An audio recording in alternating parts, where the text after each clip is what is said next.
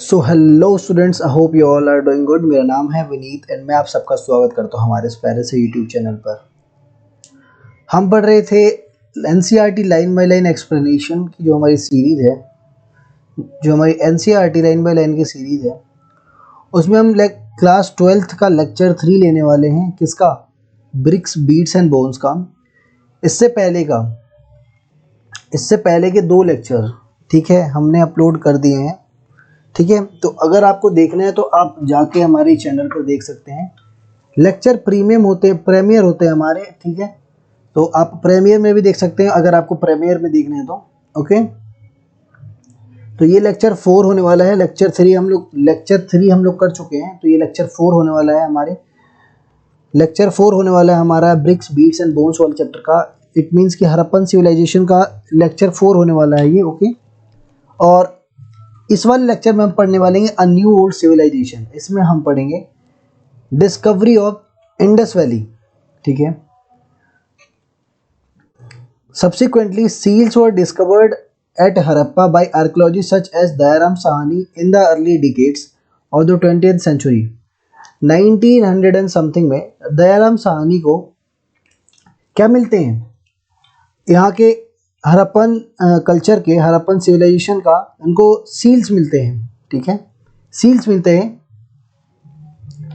और जहाँ पर मिलते हैं, जिस एरिया में वो सील्स मिलते हैं, वो अर्ली हिस्टोरिक लेवल से, अर्ली हिस्टोरिक लेवल कौन सा था? 600 BC की ई के बाद वाला, ठीक है, 600 BCE के पहले के सील्स मिलते हैं, ठीक है। अर्ली हिस्टोरिक लेवल के जो सील्स होते हैं वो मिले हैं, मतलब कि जो इनको सील्स मिले थे वो अर्ली हिस्टोरिक टाइम पीरियड से पहले के थे।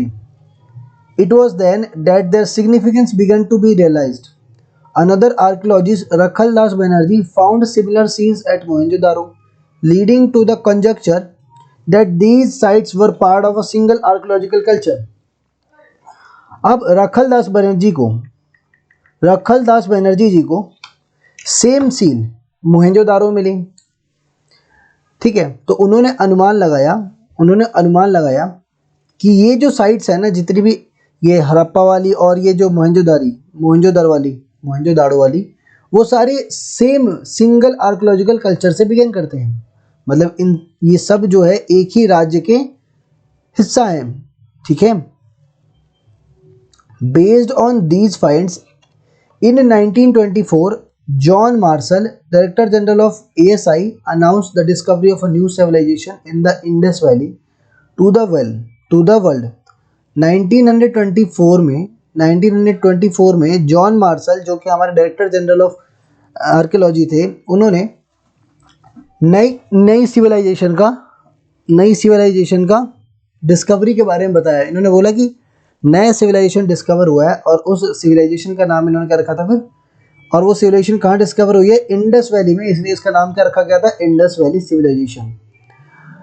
एज लिखा है as S.N. Roy noted in the story of Indian archaeology, Marshall left India 3000 years older than he had found her. S.N. Roy ने अपनी एक बुक है उनकी, the story of Indian archaeology. उसमें लिखा है कि जो मार्शल है, उन्होंने इंडिया को 3 साल पहले लेकर चले गए हैं, जहाँ पर वो अभी है। इट मीन्स कि नया जो 3 साल पहले की जो सिविलाइजेशन थी, इंडस वैली सिविलाइजेशन, उसको डिस्कवर करके इंडिया को इन्होंने, पूरे वर्ल्ड को ये बताया है कि जो इंडिया का है हिस्ट्री, जो इंडिया की हिस्ट्री है, वो 600 BCE से नहीं है, उससे पहले से है, ठीक है। तो इंडिया को 3000 साल पहले लेके जा चुके हैं, ठीक है। This was because similar till then unidentified seals were found at excavation at Mesopotamia sites. देखो, इसी टाइप के सील्स रखल दास बनर्जी को और दयाराम साहनी जी को मिले थे, उसी टाइप के सिमिलर सील्स कहाँ मिले थे? मेसोपोटामिया में, ठीक है। और वो जो सील्स थे वो अनआइडेंटिफाइड थे, कि उसकी पहचान नहीं की गई थी, मतलब पहचान नहीं कर पाए थे कि वो सील जो है एक्चुअली कहाँ से भी बिलोंग करती हैं। It was then that the world knew not only of a new civilization but also of one contemporariness with the Mesopotamia. देखो, उस टाइम वर्ल्ड को सिर्फ यही पता नहीं चला कि न्यू सिविलाइजेशन है वो इमर्ज हुई है, उनको यही पता चला कि मेसोपोटामिया टाइम के कंटेम्पररीज एक और सिविलाइजेशन चलती हुई आई थी और वो थी इंडिया में। ठीक है, लिखा है in fact John Marshall's stint as Director General of ASI marked a major change in the Indian archaeology. He was the first professional archaeologist to work in India and brought his experience of working in Greece, Crete to the field. John Marshall जो कि director general of India थे, ठीक है, archaeology survey of India के जो director general थे, ठीक है, उन्होंने इंडियन आर्कियोलॉजी में बहुत सारे मेजर चेंजेस लाए थे।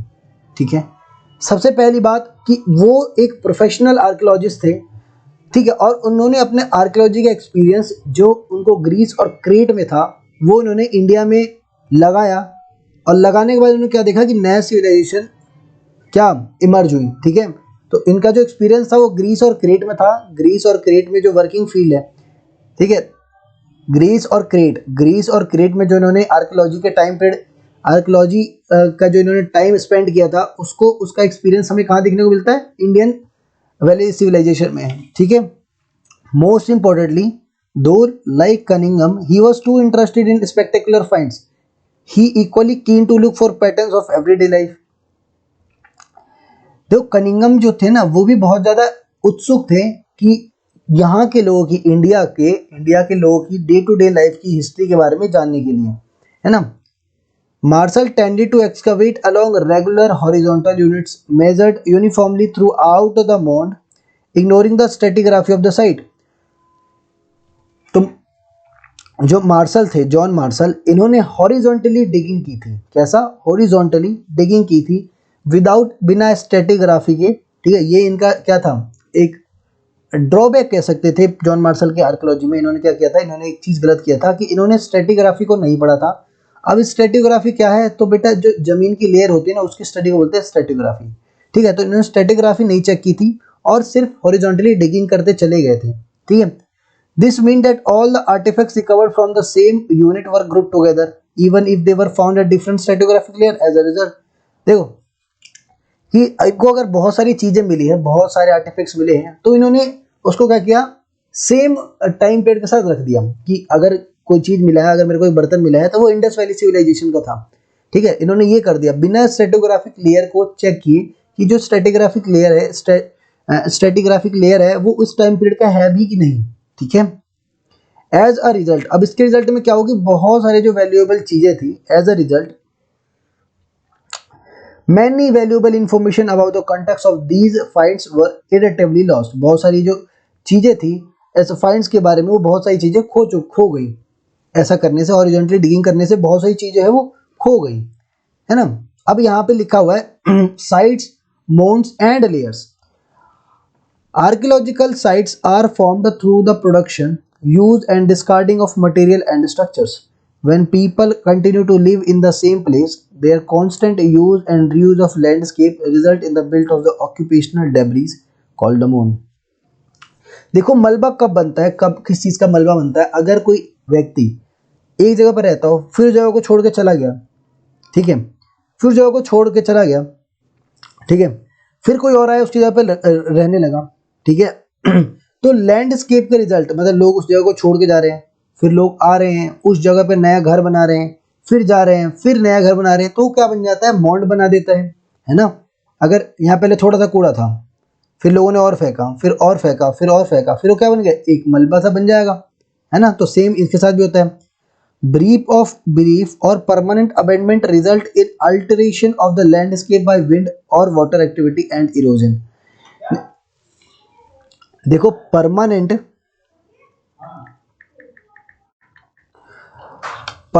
अबेटमेंट का रिजल्ट क्या हुआ? ठीक है, जब लोग चले गए वहाँ छोड़ के, चले गए, तो वहाँ की जो सॉइल थी वो हवा से, मिट्टी से उड़ के जगह जगह पर जाने लगी।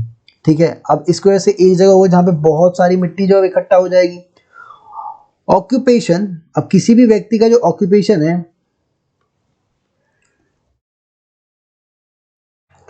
occupations are detected by traces of ancient material found in the layers, which differ from one another in color, texture, and the artifacts that are found in them. देखो ऑक्यूपेशन कैसे डिटेक्ट होते हैं कि कौन सा लोग कौन सा काम करते थे, कि जितने भी एनिशिएंट मटेरियल है, ठीक है, जो कि लेयर्स में अगर मिट्टी खोदते हो, जब आपकी घर की, जब आप देखना अगर आपके घर के पास कोई नई बिल्डिंग बन रही होती है तो उसका फाउंडेशन बनाने के लिए नीचे मिट्टी खोदते हैं। अब मिट्टी खोदते तो बहुत सारी पुरानी चीजें मिलती हैं, जैसे पिन्नी मिल गई, बोतल मिल गई, ठीक है। तो ऐसे ही एनिशिएंट मटेरियल मिलते हैं लेयर्स के अंदर, ठीक है, जिसका टेक्सचर, कलर, ये सब है ना अलग अलग होता है ना। Abandonment water called sterile layer can identified by the absence of such traces. अब स्टेराइल लेयर की हम पहचान कैसे कर सकते हैं? कोई भी मिट्टी है वो पहले छोड़ दी गई है, पहले लोग वहां नहीं रहते थे, तो तुम देखोगे कि कुछ मिट्टी जो होगी उसके अंदर कोई भी मतलब एनिशियंट मटेरियल नहीं मिलेगा, वो पूरा ऐसी ड्राई की ड्राई मिलेंगी, मतलब जैसा वो नेचुरल मिट्टी होती है वैसी होगी। लेकिन अगर कोई सेटलमेंट आके वहां बसी होगी तो वहां पे जो मिट्टी होगी वहां पे उसके मटेरियल मिलेंगे, वेस्ट मटेरियल के पदार्थ, वेस्ट मटेरियल मिलेगा उस लेयर से, है ना। इट मीन्स कि जब कोई भी आदमी जगह छोड़ के जाता है, ठीक है, अगर मैं आपको समझाऊं, अगर अपने व्हाइट बोर्ड पे ले जाके समझाऊं, तो अगर ये एक लेयर है, ठीक है, यहाँ पे पहले एक सेटलमेंट रहती थी, तो यहाँ पे उसका वेस्ट मटेरियल होगा, ठीक है। फिर ये सेटलमेंट यहाँ चली गई तो ऊपर वाली जो उसके ऊपर जो लेयर आएगी उसमें कोई भी ऐसा वेस्ट मटेरियल नहीं होगा, ये एकदम नेचुरल और एकदम क्लीन लेयर होगा सॉइल का, ठीक है। उसके ऊपर फिर जो सेटलमेंट आएगी फिर से कूड़ा फैलाएगी, फिर से मटेरियल्स मिलेंगे, मटेरियल के रिमेन मिलेंगे ना, मिलेंगे कि नहीं? Generally the lowest layer are the oldest. Generally आमतौर पे जो सबसे नीचे जो लेयर होगी वो सबसे पुरानी होगी, मिट्टी की सबसे नीचे वाली जो लेयर होगी वो सबसे पुरानी होगी कि नहीं? The lowest layer are the oldest and the highest are the most recent. जो मिट्टी की लेयर सबसे ऊपर होगी वो सबसे नई होगी, जिस मिट्टी की जो मिट्टी है उसका सबसे नीचे वाला लेयर होगा वो सबसे पुराना होगा। अब study of these layers is called stratigraphy. मैंने बोला कि मिट्टी के लेयर की जब पढ़ाई करते हैं उसको बोलते हैं स्ट्रेटिग्राफी, ठीक है। Artifacts found in the layers can be assigned to special culture periods and can thus provide the culture sequence for a site. जितने भी आर्टिफैक्ट्स मिलते हैं इन सभी साइट से, जितने भी आर्टिफैक्ट्स मिलेंगे एक साइट से, वो क्या बताएंगे कि वो जो भी आर्टिफैक्ट हमें मिला है वो किस कल्चर का है, किस टाइम पीरियड का है और उसका यूज क्या है।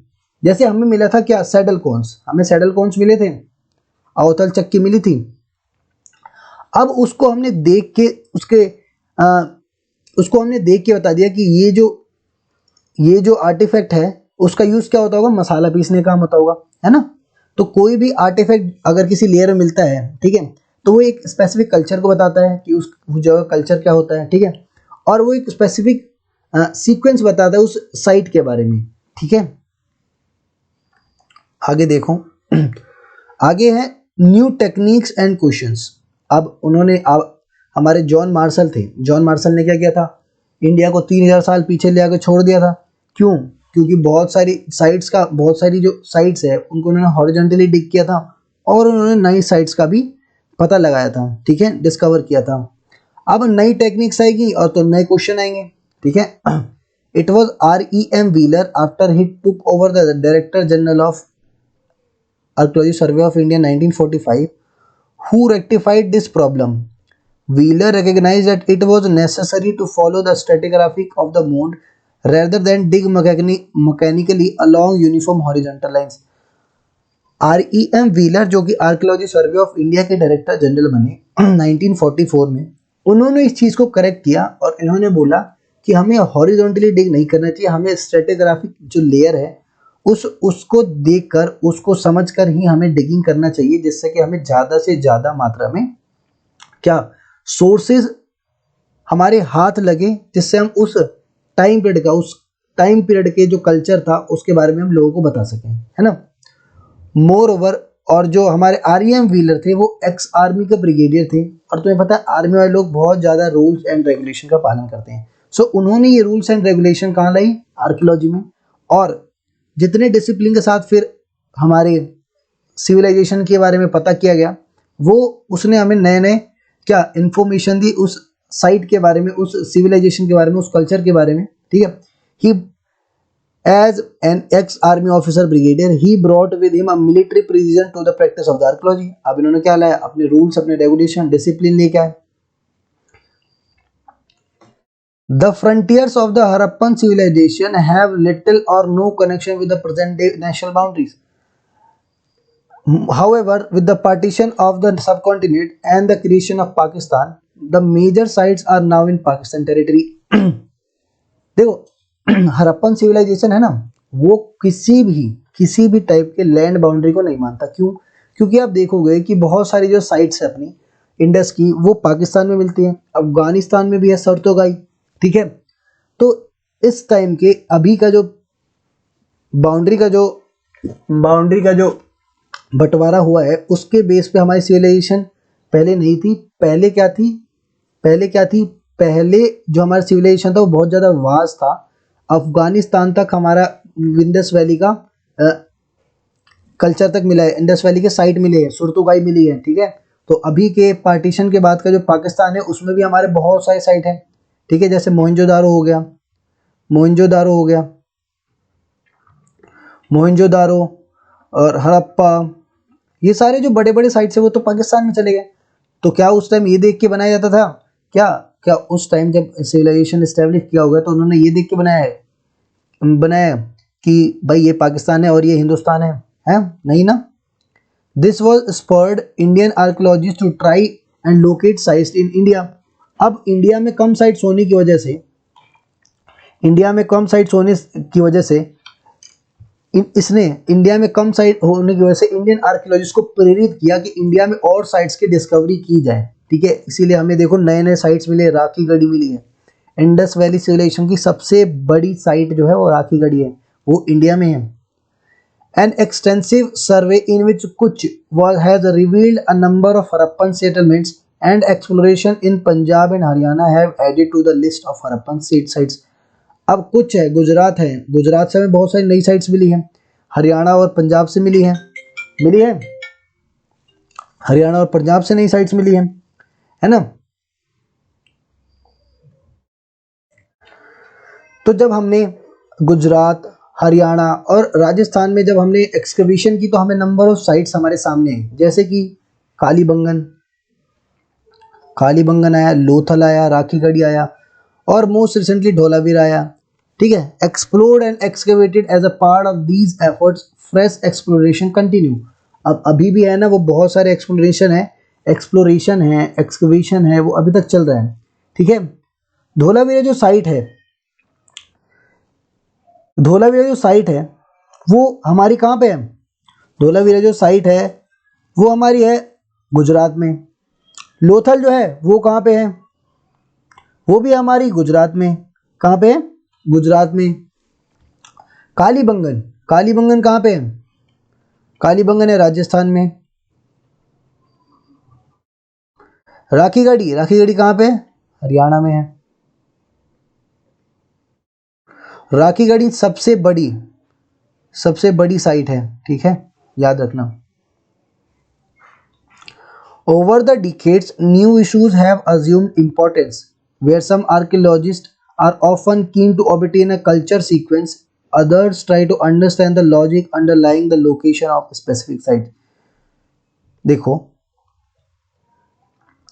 देखो टाइम बीतता गया, नए इश्यूज अज्यूम किए गए. ठीक है, नए जो इश्यूज थे उसने इंपॉर्टेंस को अज्यूम किया. देखो अब नया जो इशू था क्या था? स्क्रिप्ट समझ नहीं आ रही. ठीक है, where some archaeologists are often keen to obtain a culture sequence, others try to understand the logic underlying the location of specific site.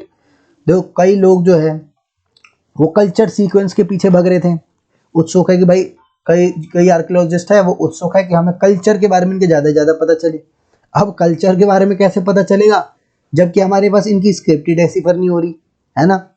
कुछ आर्कियोलॉजिस्ट है ये स्पेसिफिक साइट्स के ऊपर लेके चर्चा कर रहे हैं. ठीक है, they also grapple with the wealth of artifacts, trying to figure out the function these may have served. देखो उनको बहुत सारे अमाउंट में आर्टिफैक्ट्स मिले हैं. कब मिले आर्टिफैक्ट्स? और ये अभी तक फिगर कर रहे हैं कि इनके जो फंक्शन है, जितने भी चीज़ें मिली हैं उनके फंक्शन क्या हो सकते हैं. तो हम लोग इसके बारे में हमने कैसे बताया कि कोई भी आर्टिफैक्ट है उसका फंक्शन क्या है. तो हमने सीधे उस आर्टिफैक्ट को उठाया और हमने इस वाले अभी के कंटेम्प्रेरी के उससे हमने मैच करके देखा कि यार कौन सा आर्टिफैक्ट जो है अभी, जैसे हमारे पास सेटल कॉर्न्स था, तो हमें कैसे पता चला कि इससे मसाले पीसते थे? क्योंकि हमारे पास अभी भी हमारे घरों में अवतल चक्की का इस्तेमाल होता है। तुमने देखा होगा वो ओखली का इस्तेमाल होता है ना? तुमने देखा होगा मसाले पीसने वाले सिलबट्टे का इस्तेमाल होता है ना? तो हमने इससे क्या किया, हमने अज्यूम किया, हमने बताया कि यार हमने इस टाइम पीरियड के साथ रख के देखा, हमने देखा कि ये तो अभी भी यूज होता है, तो हमने बोल दिया क्या कि सेटल कॉर्न मसाले की यूज होता होगा। Since the 1980s, there has also been a growing international interest in Harappan archaeology. Specialists from the subcontinent and abroad have been jointly working at both Harappa and Mohenjo-daro. They are using modern specific techniques, including the surface exploration, to recover traces of clay, stone, metal, and plant and animal remains, as well as to minutely analyze every scrap of available evidence. देखो 1980s के बाद से, ठीक है, archaeologist चाहे वो abroad के हो चाहे वो इंडिया के हो, उनका जो इंटरेस्ट था किसका, इंडस वैली सिविलाइजेशन के बारे में जानने का, वो और ज़्यादा ही बढ़ता गया। ठीक है, तो नई टेक्नोलॉजीज लेकर बाहर के अब्रॉड के साइंटिस्ट इंडिया आए, सॉरी हड़प्पा आए, मोहनजोदारो गए, उन्होंने छोटे से छोटे एविडेंस पे भी ध्यान दिया, जैसे कि क्ले हो गया, स्टोन हो गया, मेटल हो गया, प्लांट और एनिमल्स को जो रिमेन है, ठीक है, उन्होंने छोटे छोटे चीज को एनालाइज किया। These exploration promise to yield interesting result in the future. जो भी ये एक्सप्लोरेशन हो रहा है, ठीक है, वो बता रहे हैं कि भाई फ्यूचर में और भी ज़्यादा इंटरेस्टिंग रिजल्ट हमको मिल के आएगा। ठीक है, तो यहाँ पे REM व्हीलर जब अपने फर्स्ट डे पे जाते हैं, फर्स्ट डे उनका जब होता है as a director general of archaeology survey of India, तो क्या एक्सपीरियंस करते हैं अब बताते हैं, ये बता रहे हैं अपनी में। Early archaeologist were often driven by a sense of adventure. This is what Wheeler wrote about his experience at Harappa. Harappa में इन्होंने अपना एक्सपीरियंस लिखा है, देखो क्या लिखा है। It was I recall on a warm May night in 1944 that a 4 miles Tanga ride brought me as the new appointed Director General of Archaeology Survey with my local Muslim officer from a little railway station labeled Harappa along a deep sand track to a small rest house beside the moonlit mounds of the ancient site. 1944 में मई का बात है, मई की रात में जब ये हड़प्पा पहुंचे, ठीक है, तो इन्होंने 4 मील की टांगा राइड करके कहाँ पर है, हड़प्पा पहुंचे। 4 मील पहले स्टेशन था एक, तो छोटा स्टेशन जिसका नाम हड़प्पा। हड़प्पा से इन्होंने 4 मील 4 माइल्स का टांगा राइड करके कहाँ पहुंचे, अपने डेस्टिनेशन, जहाँ पे इनको क्या एक्सकवेट करना था, हमारे पुराने एविडेंस के बारे में पता करना था, पुराने सिविलाइजेशन जो था हमारा इंडस वैली, उसके बारे में नए नए चीज़ हमें देना था, वो वहाँ पर पहुँचे एक्सकवेशन साइट पे रात के time. Warned by my anxious colleague that we must start our inspection at 5:30 next morning and finish by 7:30, after which it could be too hot we turn in with the dark figure of the Pankawala crouched patiently in the entrance and the night air rent by innumerable jackals in the neighboring wilderness। देखो इनके colleague ने इनको बताया था कि हमें जो हमारी एक्सकवेशन है वो सुबह 5:30 बजे चालू करनी है और 7:30 तक खत्म कर देनी है, क्योंकि जो हड़प्पा है वो एक सैंडी एरिया में है, सेमी एरिड रीजन में है, और वहाँ पे गर्मी बहुत ज़्यादा होती होगी। जब सुबह का टाइम है, सुबह के टाइम में गर्मी बहुत ज़्यादा होती होगी, है ना, सैंडी एरिया में जहाँ पे रेत का मैदान है वहाँ पे तो और ज़्यादा होती होगी। ठीक है, after which it could be too hot we turned in with the dark figure of the pankha wala crouched patiently in the entrance. देखो एक पंखा वाला आया, ठीक है, एंड द नाइट एयर, और रात में इनके साथ क्या हुआ कि रात में देखो पता है जैकल्स है, सियार होते हैं, वो बहुत चिल्लाते हैं, ठीक है, तो नंबर्स ऑफ जैकल्स की इन्होंने आवाज़ सुनी जब ये अपने एक्सकवेशन के लिए गए थे वहाँ पे। तो अगले morning punctually 5:30 our little procession started out towards the sandy heaps. Within 10 minutes I stopped and rubbed my eyes, and as I gazed upon the tallest mount scarcely trusting my vision. देखो 5:30 अगले दिन जब ये उठे तो इन्होंने घूर कर देखा सबसे टॉलेस्ट माउंट को जो इन्होंने खोद के निकाला था। 6 hours later my embarrassed staff and I were still toiling with picks and knives under the blazing sun. देखो ये लोग एक्सकवेट कर रहे हैं 6 घंटे बाद, फिर 5:30 से 6 घंटे बाद भी ये लोग एक्सकवेट करते गए, ठीक है। तो इनका स्टाफ और ये पिक्स मतलब पता है ना जिससे दांत साफ करते हैं, उससे ये लोग खुदाई कर रहे थे। देखो आर्कियोलॉजी एक ऐसा एरिया है, आर्कियोलॉजिस्ट जो होते हैं वो उनको बहुत ही बारीकी तौर पे चीज़ों को है ना एक्सकवेट करना होता है, चीज़ों को एक्सप्लोर करना होता है। देखो टाइम के साथ साथ चीज़ें जो है ना बहुत ज़्यादा वीक हो जाती है, कमज़ोर हो जाती हैं, ठीक है।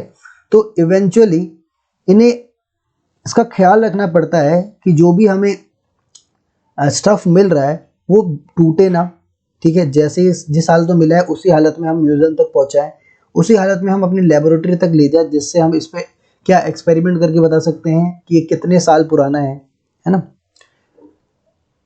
समझ गए? तो ये किसने लिखा था? ये किस बुक में है? माई आर्कियोलॉजी मिशन, ठीक है, to India and Pakistan 1946। Book के राइटर हैं R.E.M. व्हीलर, है ना। या तो ये बुक हो सकता है या तो एक व्लॉग हो सकता है जो उनके द्वारा लिखा हो गया हो। Problems of piecing together the past, ठीक है। As we have seen it is not the Harappan script that helps in understanding the ancient civilization. देखो हमें पता है कि जो इंडस वैली सिविलाइजेशन है उसके बारे में हमें स्क्रिप्ट से तो कुछ नहीं पता चला। स्क्रिप्ट जो थी वो तो डेसिफर ही नहीं हो पाई थी, तो स्क्रिप्ट से हमें कुछ पता ही नहीं चला, ठीक है। तो पता किससे चला?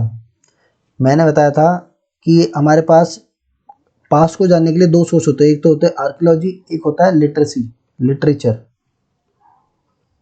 लिटरेचर होता है। तो हमें लिटरेचर जो मिला वो तो हम डेसिफर नहीं कर पाए, तो हमने आर्कियोलॉजी से ही इनके हिस्ट्री के बारे में बताया सबको। Rather it is material evidence that allows archaeologist to better reconstruct Harappan life. ये क्या आर्कियोलॉजिस्ट को क्या मिला था? मटेरियल एविडेंस जितने मिले थे, जितने भी आर्टिफैक्ट्स मिले थे, उनके बेस पे आर्कियोलॉजिस्ट ने हमें बताया, है ना, इनके बारे में। This material could be pottery, tools, ornaments, household objects etcetera. जो मटेरियल्स हमें मिले थे, जैसे पॉटरी मिली थी, टूल्स मिले थे, ऑर्नामेंट्स मिले थे, हाउस होल्ड के ऑब्जेक्ट मिले थे, है ना। फ्लैश रबर मिले नहीं थे बर्तन धोने वाले, etcetera. Organic material such as cloth, leather, wood and reeds generally decompose specially in tropical region. देखो अब हमें शायद हमें और भी चीजें मिली थी, जैसे कि मटेरियल रिमेन्स, ठीक है, मटेरियल रिमेन्स मिले, है ना, और लेदर मिला, वुड मिला, ठीक है। ये जनरली डिकम्पोज हो गए होंगे, ठीक है। व्हाट सर्वाइव, और जो हमारे पास जो बच के मिला, जो भी मटेरियल एविडेंस में बच के मिला वो था स्टोन, बर्न्ट क्ले, ठीक है, जो कि टेराकोटा और मेटल मिले थे, ठीक है। तो इस स्लाइड में यहाँ पे जो लिखा हुआ है, इस पैराग्राफ में लिखा गया कि हम हड़प्पन के बारे में इनके स्क्रिप्ट से नहीं पता कर पाए, मतलब इनकी स्क्रिप्ट डेसिफर ही नहीं हुई थी। जो मटेरियल हमें मिली थी जैसे pottery, tools, ornaments, household objects, उन्हीं की हेल्प से हमने इनके बैकग्राउंड के बारे में पता लगाया, ठीक है। और ऑर्गेनिक मटेरियल जो कि डिकम्पोज हो जाते हैं, जैसे कि क्लोथ, लेदर, वुड और रीड्स, ये जनरली डिकम्पोज हो गए होंगे, ठीक है। स्पेशली ट्रॉपिकल रीजन, जो इक्वेटर के पास वाला रीजन है, खासकर वहां पर जो ऑर्गेनिक मटेरियल है वो डिकम्पोज हो गए होंगे, ठीक है। जो चीज़ सर्वाइव होकर हमें सर्वाइव होकर मिली वो क्या थी? स्टोन थे, ठीक है, जिससे पोट्री बनाया था उन्होंने, बर्न्ट क्ले, टेराकोटा के मॉडल्स बनाए थे, और मेटल, ठीक है, ऑर्नामेंट जिससे बने थे। ये सभी चीज़ें हमको मिली थी जो कि सही सलामत थी, जिसके ऊपर ये सर्वे कर सकते थे और पूरी कंट्री को ये बता सकते थे कि हमें ये एविडेंस मिला है और ये दिस एंड दैट इतना पुराना है, ठीक है। It is also important to remember that only broken or useless objects would have been thrown away. Other things would probably have been recycled. Consequently, valuable artifacts that are found intact were either lost in the past or hoarded and never retrieved. देखो जो भी हमें चीज़ें मिली है वहाँ पे वो सब टूटी हुई मिली थी, ठीक है। ठीक है। It is also important to remember that the only broken or useless objects would have been thrown there. जितनी भी यूजलेस ऑब्जेक्ट होंगे या फिर जो चीज़ें टूट गई होंगी वही चीज़ें तो वहाँ पे फेंकी जाएंगी। अब बताओ, अगर मैं घर खाली करूँ अपना, अगर मैं रेंट पे रहता हूँ और मैं घर खाली करूँ तो मैं घर में क्या अच्छी चीज़ रख के जाऊँगा? ठीक है, घर में क्या अच्छी चीज़ें रख के जाऊँगा? नहीं जाऊँगा ना। तो जो भी इन्हें चीज़ें मिली थी, या तो वो वेस्ट मटेरियल थी या फिर वो यूजलेस थी, ठीक है। अदर थिंग, बाकी जो अच्छी चीज़ें होंगी वो प्रोबेबली रिसाइकल कर ली होगी यहाँ के लोगों ने, ठीक है। Consequently, valuable artifacts are found intact, were either lost in the past, or either lost in the past or hoarded, never retrieved।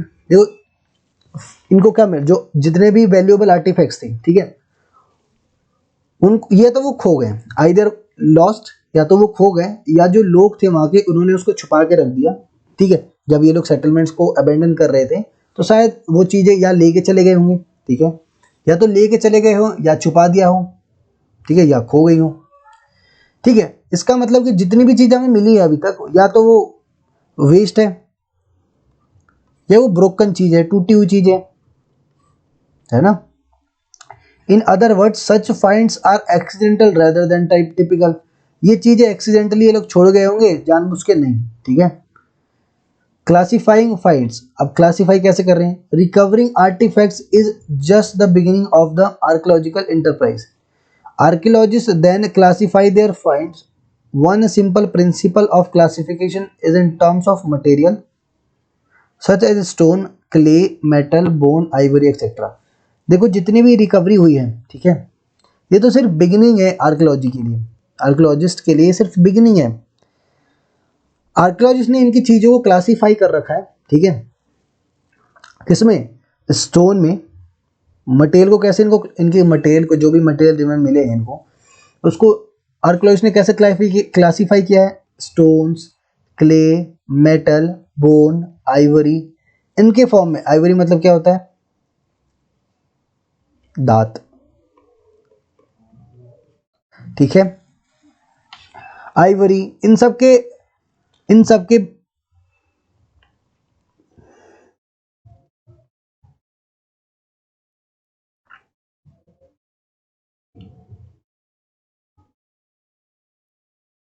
इन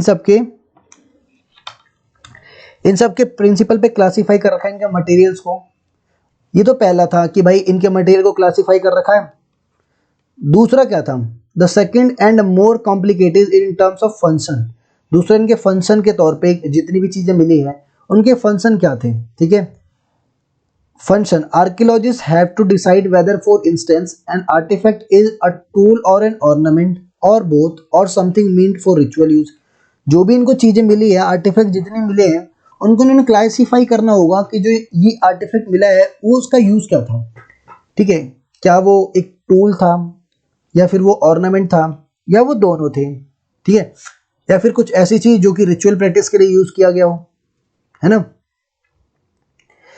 तो इन्होंने दो पार्ट में इन्होंने क्लासिफाई कर रखा, एक तो मटेरियल के बेस पे, दूसरा उसके यूज के बेस पे, है ना। दूसरा है an understanding of the function of an artifact is often shaped by its resemblance with present day things. Beads, corns, stone blades and pots are obvious examples. मैंने क्या बताया? जितने भी फाइंडिंग्स मिले हैं उनको प्रेजेंट डे के साथ रिजेंबल करके देखा जाता है कि इनके यूज क्या थे। जैसे बीड्स मिले हैं, कॉर्न्स मिले हैं, स्टोन बीड्स मिले हैं, ठीक है, ये एक एग्जांपल ही तो है। Archaeologists also try to identify the function of an artifact by investigating the context in which it was found. Was it found in the house, in a drain, in a grave, in a kiln? Kiln मतलब क्या था? भट्टी। देखो, तो archaeologist को जितने भी artefacts मिले हैं इन्होंने प्रेजेंट डे के साथ रिजेंबल करके देखा कि इनका यूज क्या था, है ना। आर्कियोलॉजिस्ट ने ये भी ट्राई किया है, ठीक है, इनके फंक्शन को पता करने के लिए कि इनका काम क्या था। उसके लिए जहां पर भी ये चीजें मिली हैं, अगर कोई चीज घर में मिली है, ठीक है, कोई चीज ड्रेन में मिली है, कोई चीज़ ग्रेव में मिली है या कोई चीज़ किल्न में मिली है, किल्न में, तो उनके यूजेस उनके एरिया वाइज होंगे जहाँ पे वो मिले हैं। जिस जिस एरिया में वो मिले हैं उसी एरिया वाइज हम बता सकते हैं कि उनका यूज कहाँ पे होता होगा। अगर कोई चीज़ घर में मिली है तो हम बोलेंगे हाउस होल्ड इक्विपमेंट होगा। अगर कोई चीज़ ड्रेन में मिली है तो हम समझेंगे कि यार ये वेस्ट होगा, या तो या फिर या इस नाली को साफ करने के लिए कोई इंस्ट्रूमेंट होगा, है ना। तो उसके फंक्शन को हमने कैसे किया है, कैसे डिस्क्राइब किया है, पहला पहले डेट आज की डेट का रिजेंबल करके, दूसरा जहां पर वो चीजें मिली है। Sometimes archaeologists have to take a recourse to indirect evidence. For instance, though there are traces of cotton at Harappan sites, to find out about clothing, we have to depend on indirect evidence, including depiction in sculpture.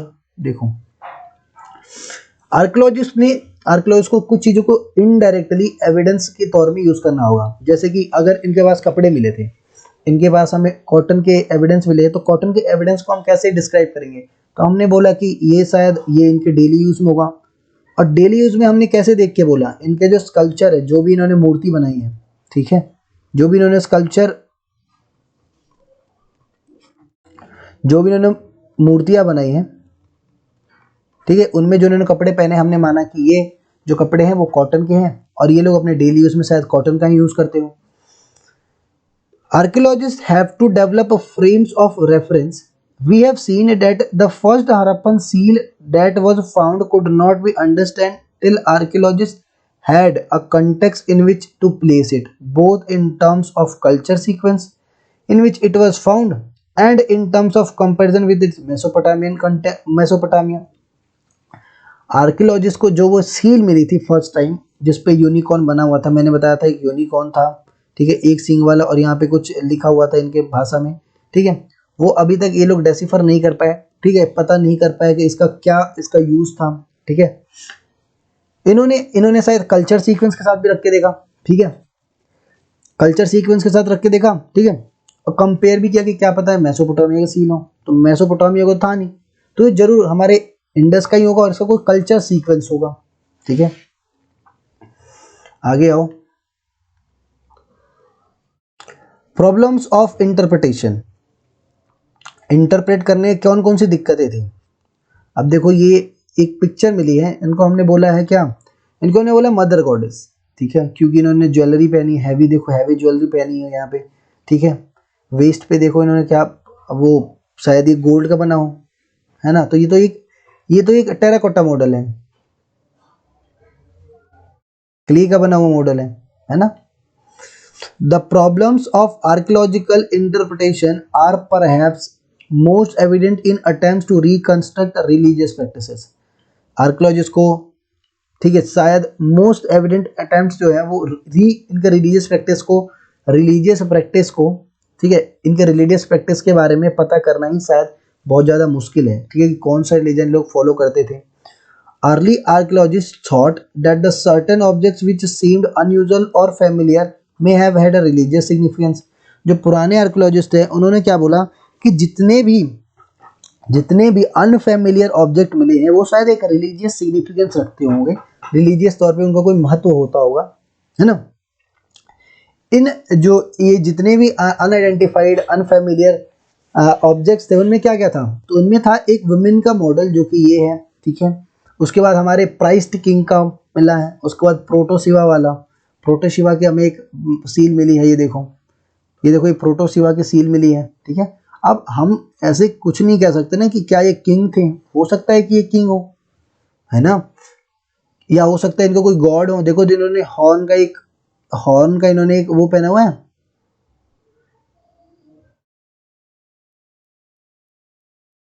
इन्होंने क्या पहना है, एक मुकुट पहना हुआ जो कि हॉर्न से बना हुआ है, सींग है ना, साइड में देखो राइनोसोरस है ना, ये बुल है, इस बुल को बोलते हैं जेबू, ठीक है, यहाँ पे क्या है, टाइगर है, एलिफेंट है ना, देखो। तो हम शायद बोल सकते हैं इन्होंने रिलीजियस कंटेक्स्ट में रख के देखा तो बोला कि यार ये शायद ये गॉड हो इनके, है ना, या हमें क्या पता एक किंग हो जो कि बहुत ज्यादा पावरफुल हो, है ना।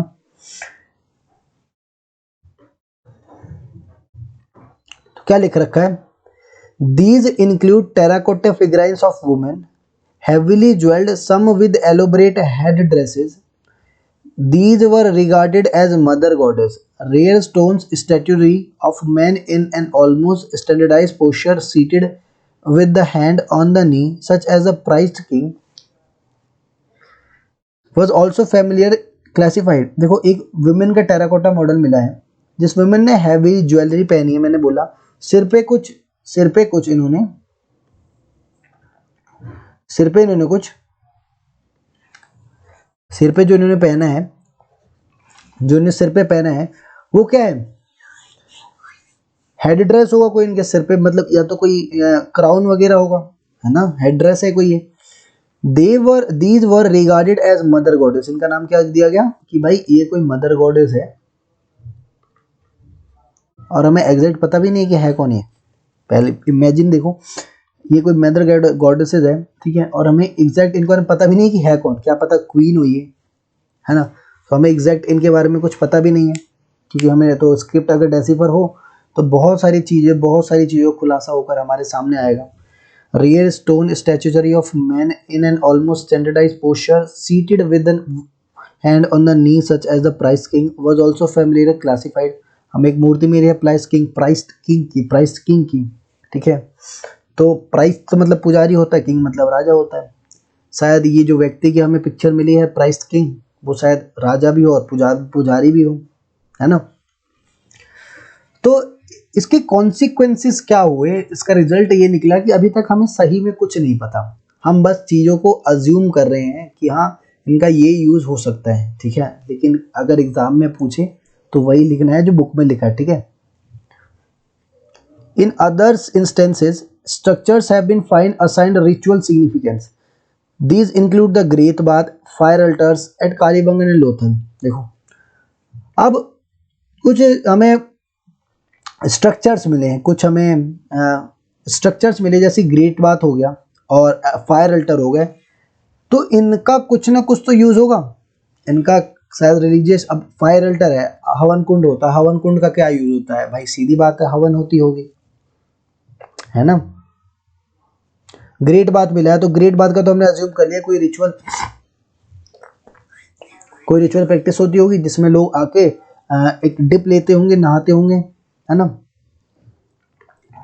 Attempts have also been made to reconstruct religious beliefs and practices by examining seals, some of which seem to depict ritual scenes. Others with plant motifs are thought to indicate a nature worship. देखो हमें कुछ seals मिले जिसपे nature worship के बारे में बताया गया है, ठीक है, इंडिकेट करता है कि लोग यहाँ के नेचर वर्शिप भी करते होंगे, ठीक है। तो हम एग्जैक्ट नहीं बोल सकते कि क्या ये मूर्ति की पूजा करते थे या फिर ये नेचर की पूजा करते थे, ठीक है ना। अब हमें एक सील मिली है, such as the one horned animal often called the unicorn. अब एक वन हॉर्न्ड जो यूनिकॉर्न मिला है वो depicted on seals seem to be a mythical composite creature. जो एक सील मिला था जिसके ऊपर मैंने बताया था इसका सिर के ऊपर एक सींग है, वो एक मिथिकल क्रिएचर है, ठीक है।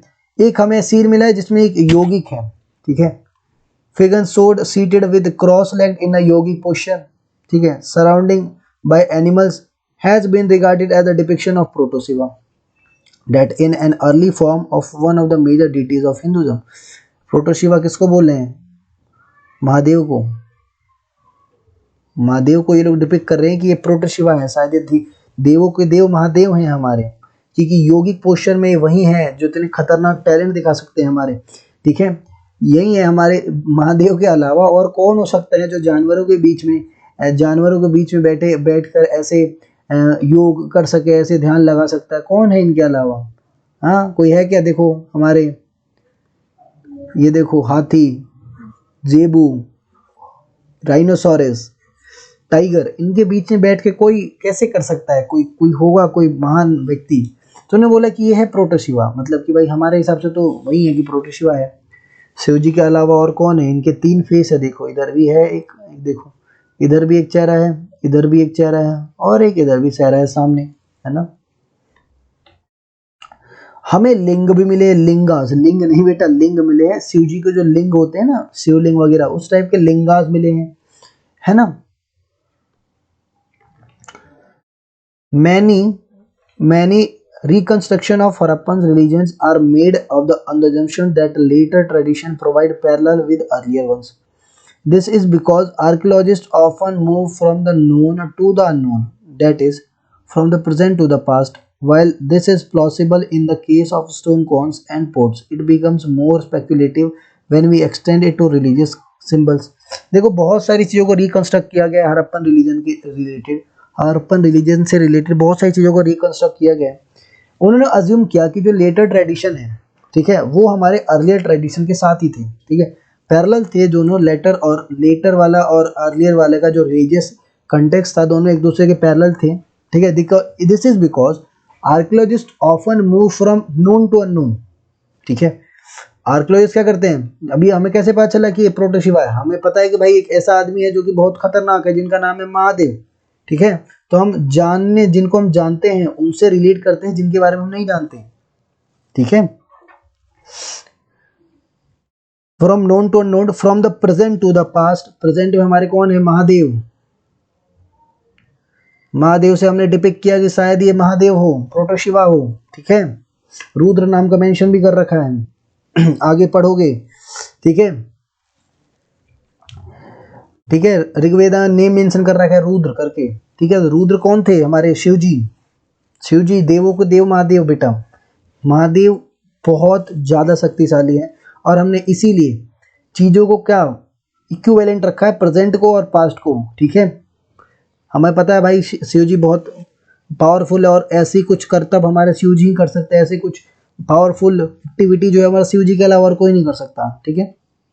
While this is possible in the case of stone cons and pots, जैसे हमने स्टोन कॉन्स के साथ बताया कि ये जो है स्टोन कॉन्स उसका यूज मसाला पीसने के काम आता था, वैसे हमने बताया कि जो ये पिक्चर है वो प्रोटोशिवा की है, ठीक है। It becomes more speculative when we extend it to religious symbols, और ये बहुत ज़्यादा स्पेकुलेटिव होता है जब हम रिलीजियस एक्सपेक्ट की तरफ मूव करते हैं। Let us look for instance at the Proto-Shiva seals, the earliest religious text Rigveda में मेंशन करना, अपने दिमाग में इसको याद रखना। Mention a god named Rudra, which is a name of use for Shiva in a later Puranic tradition. देखो जो प्रोटोशिवा है, प्रोटोशिवा करके कोई नेम मेंशन नहीं है, ठीक है, लेकिन ऋग्वेदा में एक नाम मेंशन है जिसका नाम है रुद्रा। रुद्रा कौन थे, वो यूज हुए हैं शिव जी के लिए, शिवा। शिवा बेटा पता है ना कौन है, नहीं पता, शिवा मतलब होता है बेटा महादेव, महादेव के बारे में बताया गया है ना, और ये आप चैप्टर 4 में पढ़ोगे। However, unlike Shiva, Rudra is the Rigveda is neither depicted as Pashupati. इनको हिंदी में पशुपति बोलते हैं, इंग्लिश में प्रोटोशिवा बोलते हैं, ठीक है। तो हिंदी में तो पशुपति बोलते हैं, तो जो पशुपति नाम है वो कहीं भी डिपिक्ट नहीं किया गया कि पशुपति जो नाम है वो ऋग्वेदा में लिखा हुआ हो, ठीक है। पशुपति का मतलब क्या होता है, पशुओं के पति, Lord of animals in general, cattle in particular, मतलब जो पशुओं के राजा होते हैं वही तो होते हैं Pashupati, nor as a yogi. In other words this depiction does not match the description of Rudra in the Rigveda.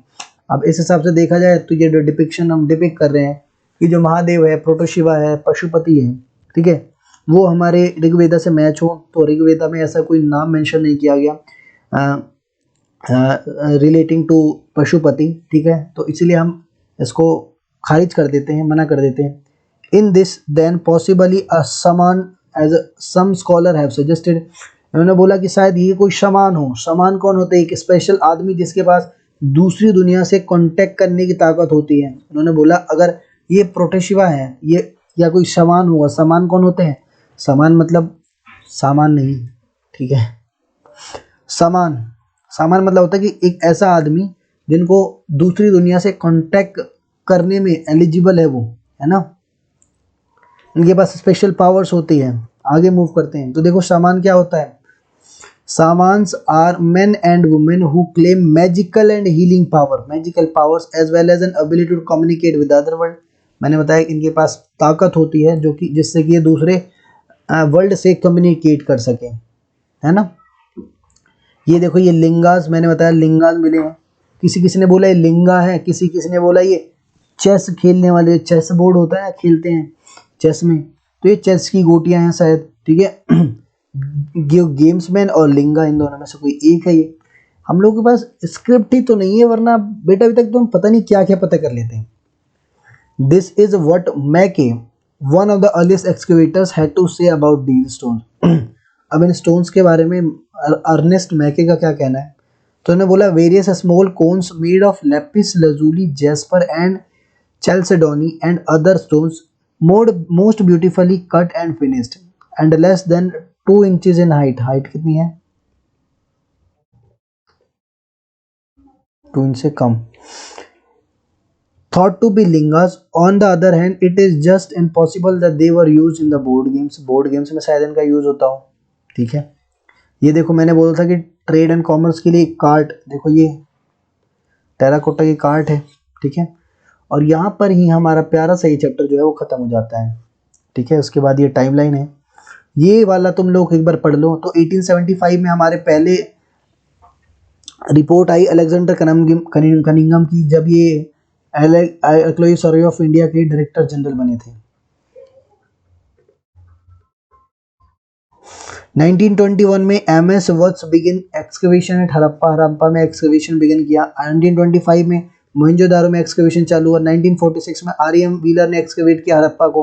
1944 में इनको डायरेक्टर जनरल घोषित कर दिया गया था। 1955 में एसआर राव ने एक्सकवेशन किया लोथल पे, है ना, लोथल पे। 1960 में बीबी लाल और बी के थापर ने एक्सकवेशन चालू किया कनिंघम में। 1974 में एमआर मुगल एक्सप्लोशन किया बहावलपुर में। 1980 में जर्मन और इटालियन आर्कियोलॉजिस्ट की टीम ने एक्सप्लोरेशन चालू किया मोहनजोदारो में। 1986 में अमेरिकन टीम ने चालू किया एक्सकवेशन हड़प्पा में।